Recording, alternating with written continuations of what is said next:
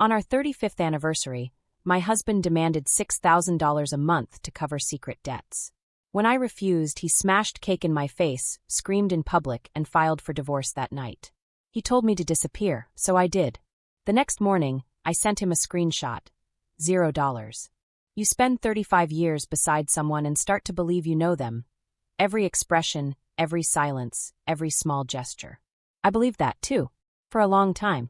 But one evening showed me just how blind love, or routine, can make a person. My name is Evelyn. I'm 62 now, retired, and living alone in San Diego. Used to be an interior designer, ran my own little firm for over 2 decades. Nothing flashy, but steady work and decent clients. I always liked spaces that felt calm and lived in, warm colors, soft corners. Funny how you can build beautiful spaces and still not see the cracks forming right under your nose. Victor, my husband, well, ex-husband now, was 65. He worked in business, mostly investments in real estate. He had a sharp way about him. People liked to say he had presence. But over time, I came to understand that meant he knew how to fill a room while sucking all the air out of it.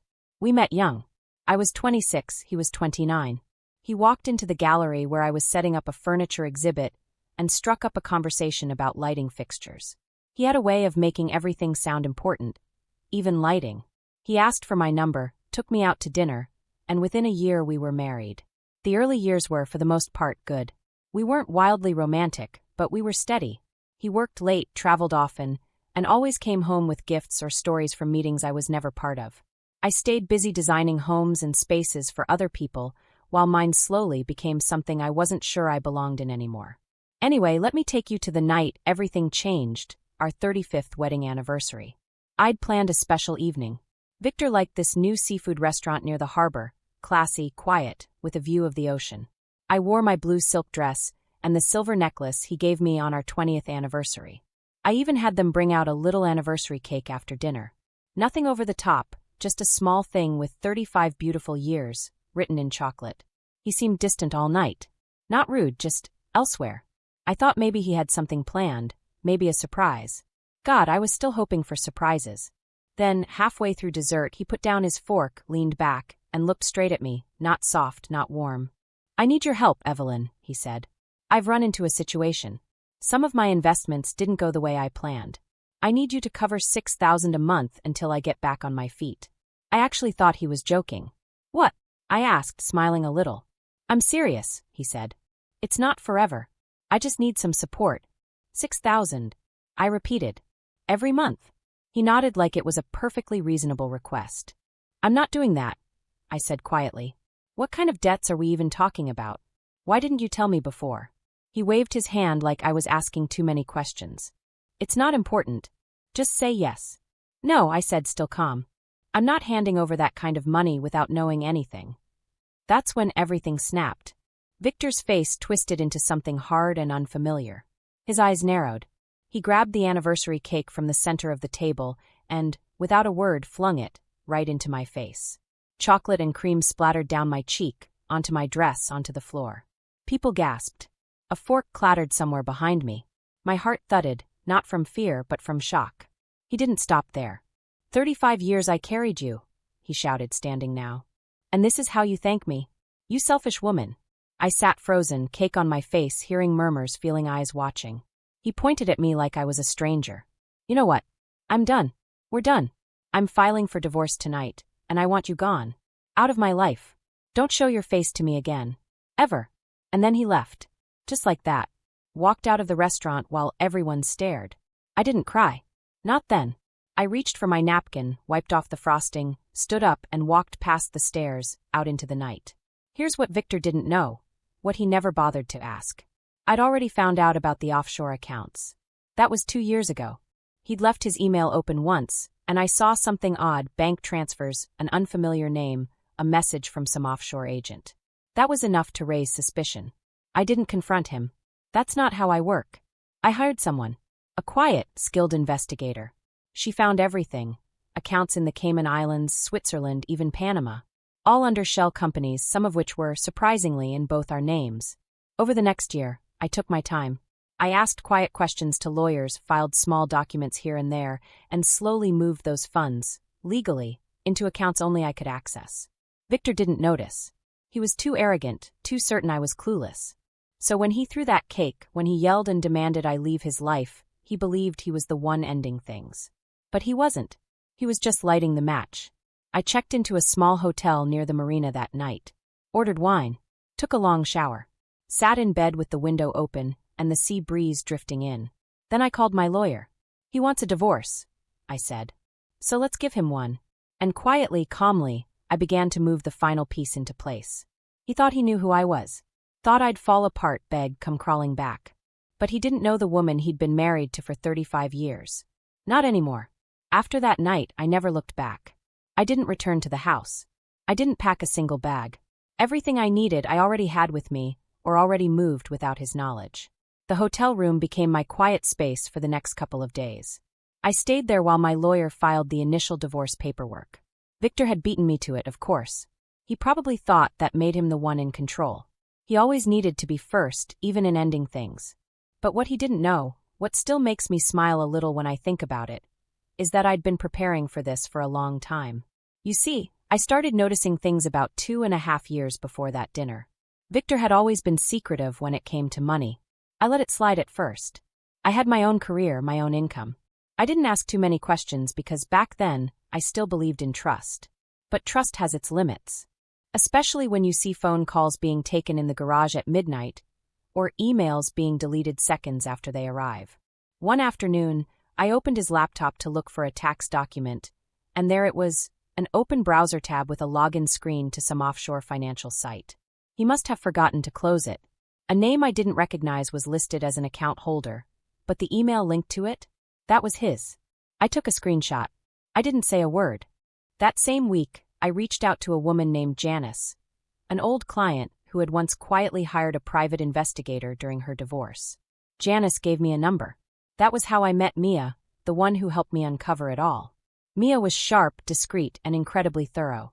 Within 3 weeks, she delivered a file that would change everything. There were at least 4 active offshore accounts in Victor's name, some under company aliases, some under our joint names, and all of them stacked with more money than he ever told me we had. I remember sitting on the couch, reading those papers and feeling, not angry, not yet, just cold. I had shared a life with a man who had lied to me for years. And not just small lies. He had built a second financial world behind my back. So I made a choice. I didn't scream. I didn't throw things. I made tea, called my lawyer, and began building my own plan. The key was time. I took it slow, almost painfully slow. Every move I made had to be legal. I wasn't going to do anything that could come back to bite me later. I started by quietly withdrawing my share of funds from our joint accounts, the ones with my name still tied to them. No red flags, no drama. Victor was too busy juggling whatever business deals he thought he was mastering. Over the next 1.5 years, I shifted assets, opened private accounts in my own name, and made sure everything I moved was traceable back to the original funds I had a legal right to. I sold a few pieces of antique furniture I'd inherited from my parents and placed the money into high-yield accounts, all while smiling through dinner parties and family events like nothing had changed. By the time our anniversary dinner came, I was already free. He just didn't know it. After the restaurant meltdown, I didn't speak to Victor again, not directly. All communication went through my lawyer. He wanted to fight. Tried to make it sound like I was abandoning him in his time of need. Claimed I owed him for the years he supported me. It would have been laughable if it weren't so disgusting. My lawyer responded with quiet confidence. Every asset Victor tried to claim was either in my name already or moved with documented proof of shared ownership. He was furious. Sent long, ranting emails accusing me of betrayal, of playing the victim. I didn't reply to a single one. Instead, I found a house. A quiet, 1-story home near the water in La Jolla. White walls, big windows, sea breeze all day. It was the kind of place you don't just live in, you exhale in. I paid for it entirely in cash. No loans. No co-signers. Just me. I remember walking through the empty rooms that first week, barefoot, letting the cool floor remind me this was mine. Not borrowed. Not gifted. Not owed to anyone. Just mine. Meanwhile, Victor's world started falling apart. I didn't need to ask. The news trickled in on its own. A failed deal here. A frozen asset there. Lawsuits. Former partners distancing themselves. His reputation began to erode. Slowly at first, then faster. That was the thing about Victor. He built everything on appearances. Confidence. Swagger. Once people saw the cracks, they backed away.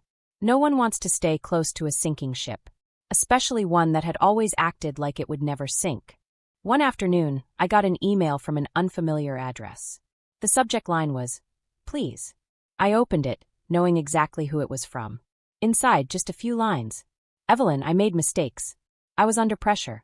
I need help. Please. Can we talk?" I stared at that screen for a long time. Not out of doubt, but out of something like closure. I thought about how he threw that cake in my face. How he screamed at me in public like I was trash. How he filed for divorce like he was doing me a favor. And I thought about the woman I used to be. The one who kept quiet. Who let things slide. She was gone. I didn't write back. I just replied with one image. A screenshot of the balance in one of his empty accounts. $0. No message. No signature. Just the truth. And that silence? That was louder than anything I could have ever said. It's strange the way power shifts when you take it back quietly. No yelling. No threats. Just action. For the first time in my life, I felt weightless, like I wasn't carrying someone else's ego anymore. I didn't need revenge in a loud, dramatic way. I just wanted peace. And to get that peace, I had to let Victor collapse under the weight of his own choices. After I sent that screenshot, his bank balance showing $0, I logged out of the account, shut my laptop, and made tea. That was my response. Calm. Final. He had used silence to manipulate me for years. I had simply learned to use it better. I don't know if he cried. I don't know if he screamed. I never asked, never heard. I imagine it hit him like a slow storm. Realizing all the money he stashed away to escape me, or use as leverage, was gone. Not stolen. Not hidden. Just moved. And legally, too. That was the part that probably burned the most. He had been too sure of himself. Thought I was too soft, too simple to understand money. For years, he treated me like I was just a piece of furniture in the home he thought he owned. But I was listening. Watching. Learning. He underestimated me. Most people like him always do. You want to know what happened next? The months after the divorce were quiet, but not uneventful. Victor tried to recover. He sold his car. Downsized his apartment. I heard through mutual acquaintances that he was trying to get funding for a new project. But no one would touch him. His reputation had been tied to the money he could move. And now, with nothing left to offer, people started walking away. Meanwhile, I was building something new. My beachside home became my sanctuary. I'd wake up to the sound of waves, make breakfast in a kitchen filled with sunlight, and sometimes spend the whole morning just reading on the porch. I planted lavender along the back fence and named the little garden Grace. Because that's what it took to wait this long without exploding. I picked up sketching again, too. I hadn't done that in years. Not since before the business got busy and life became a cycle of responsibility. Funny how we forget the things we love when we're wrapped up in someone else's ambitions. A few months after the divorce was finalized, I got another email. This one wasn't from Victor. It was from one of his former business associates. A man named Dale. He wanted to clear the air and see if there was anything we could work on together, as he put it. I deleted it without replying. Not out of anger. Just because I didn't owe anyone anything anymore. Victor, I later found out, had started selling things he used to brag about, his watch collection, that ridiculous art piece he once claimed was worth more than our first home, even his golf club membership. He tried to reach out again, this time through his sister. Linda called me out of the blue one afternoon. I was arranging fresh flowers in the living room. "Evelyn," she said, "I know you and Victor are done, but he's not doing well." I stayed quiet. He's depressed. He lost a lot of people. A lot of respect. And I think he regrets how he treated you. Does he regret what he did, or that he lost everything? I asked. She didn't answer right away. "He's asking for a conversation," she said finally. "Not money. Just to talk." I told her gently, "Linda, I spent 3.5 decades not being heard. There's nothing more I need to say." And that was the end of it. But I wasn't bitter. That's what surprised me most. I thought I'd carry rage, or at least resentment. But I didn't. What I felt was freedom. And a little pity. Because Victor could have had a peaceful life. He had someone who stood by him, who worked hard beside him, who never asked for more than respect and honesty. And he chose power and secrets instead. He could have told me the truth. He could have trusted me. But he didn't. And that choice cost him everything. I never wanted to ruin him. That's the part people misunderstand when they hear the story. I didn't take his money. I took my half. My legal half. The part he was too arrogant to think I'd ever claim. But let me tell you something I haven't told anyone else. One night, a little over a year after it all ended, I stood on the shore just past sunset. The water was cold, but I walked in up to my knees. I looked out at the dark horizon, the sky streaked with the last breath of daylight, and whispered, "Thank you." Not to Victor. Not to anyone. To myself. For waiting. For watching. For not losing myself even when it would have been easier to explode or run away. I had chosen silence, and it had saved me. Not all stories end in explosions. Some end in calm. In quiet victories. In walking away with your head held high while the one who tried to destroy you is left shouting into an empty room. That was my victory. And I hadn't even reached the end yet. A year passed, then another. I kept living. Quietly. Peacefully. I never looked for Victor, never asked about him. But the world has a way of letting you know things even when you don't want to hear them. His name would pop up here and there. Whispers from old neighbors, small mentions in local business articles. Each one told the same story. He was sinking. A man once surrounded by noise, now left in silence. But this part of the story isn't about him anymore. It's about what came after. I didn't just survive. I started over. At 62, I built something of my own. Not just a house, but a life. I started offering design consultations again, part-time, only when I felt like it. A few old clients reached out, and I took on small projects, just enough to keep my hands busy and my mind light. I worked when I wanted, rested when I didn't. No pressure. No need. Just choice. And that freedom? That was more valuable than any amount of money Victor ever tried to control. People often think power means raising your voice, standing on a stage, proving yourself to everyone. But the real power, I've learned, is choosing silence when you know you've already won. It's walking away without having to look back. That's what I had. That's what I held on to every day. There were moments, of course, when the past would nudge me. A song, a smell, a date on the calendar. The anniversary of our marriage, for example, used to bring a strange mix of emotions. Not sadness, not anymore. Just memory. I didn't celebrate it. I didn't mourn it either. I acknowledged it the same way you'd look at an old photo. One from a life that no longer belonged to you. Then came a letter. Not an email. Not a phone call. A real handwritten letter. I found it in my mailbox one morning. No return address, just my name written in neat, almost familiar handwriting. I knew it was from him the moment I saw it. I stood at my kitchen counter, the sun coming through the windows, and stared at the envelope for a while before opening it. It wasn't long. Just a few lines. I don't expect forgiveness. I just wanted to say I see it now. All of it. I was blind and proud. You were the only thing I never deserved. I hope you found peace. I read it once. Then again. I didn't cry. I didn't feel joy or satisfaction. I just folded it back up and tucked it away in a drawer I rarely opened. It wasn't closure. I already had that. But it was confirmation. That he finally saw the truth. Even if too late. I never wrote back. There was nothing more to say. One evening, not long after, I sat on the back deck of my house, a blanket around my shoulders, a cup of chamomile tea in hand. The waves rolled in slow and steady. That night, I thought about the woman I used to be. The one who waited for someone else to speak, to lead, to explain. She was gone. Now I spoke when I had something worth saying. I led myself. I explained nothing to anyone who didn't earn my truth. That was the gift of everything I'd lived through. Not the money, not even the revenge, but the clarity. The understanding that strength doesn't have to roar. Sometimes strength looks like waiting. Planning. Smiling at someone who thinks they're winning when they have no idea you've already turned the tables. That's what I had done. Not out of spite. Not out of hate. But because I had been silent long enough. I didn't need to win the argument. I won the war. Without even raising my voice. Friends began to notice the change in me. They'd ask, "You seem different, lighter." I'd smile and say, "I just stopped carrying what wasn't mine." Because that's what Victor had done all those years. Handed me the weight of his choices, his lies, his need for control. And for a while I carried it. Silently. But eventually I learned to set it down. And once I did, I never picked it back up. I started taking walks in the morning again. Joined a book club. Traveled to small coastal towns I'd always wanted to see. Not grand vacations, just weekend getaways. Just me, a notebook, and a camera. I found joy in small things. A well-made latte. Fresh flowers on the table. A good novel. Laughter with new friends who didn't know the old story unless I chose to tell it. I rarely did. Because it wasn't about Victor anymore. It was about me. My voice. My peace. The funny thing about stories like mine is people always want the big moment. The showdown, the courtroom drama, the public apology. But real life? It doesn't always happen that way. Sometimes, the final act is just a woman standing on her porch at sunset, knowing the person who tried to break her now lives in the shadow of his own regrets. Sometimes revenge isn't fire. It's water. Slow, steady, quiet.